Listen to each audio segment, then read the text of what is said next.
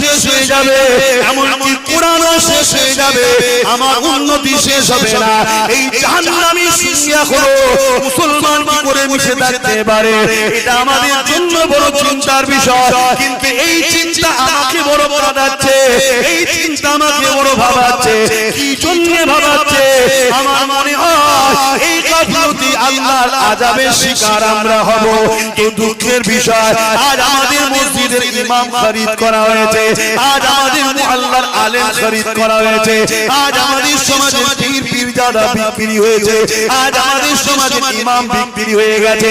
এই এত বড় বড় কথা বলা হয়, কোন এক জালিমকে আমাদের আল্লাহ বলা হচ্ছে, তারপরও সেই জালিম সন্ত্রাসদের ঘরে মুসলমান এখনো একরে ধরে রেখেছে।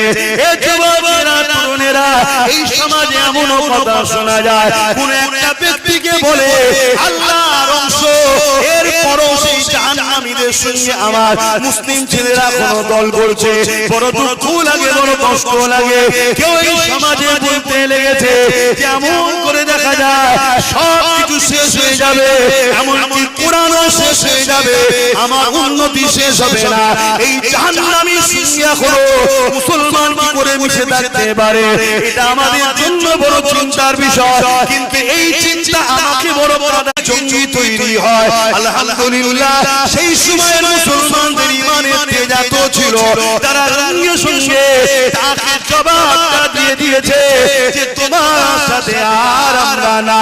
কিন্তু দুঃখের বিষয়, আজ আমাদের মসজিদের ইমাম খরিদ করা হয়েছে, আজ আমাদের মুআল্লার আলেম খরিদ করা হয়েছে, আজ আমাদের সমাজের পীর পীরজাদা বিক্রি হয়েছে, আজ আমাদের সমাজের ইমাম বিক্রি হয়ে গেছে।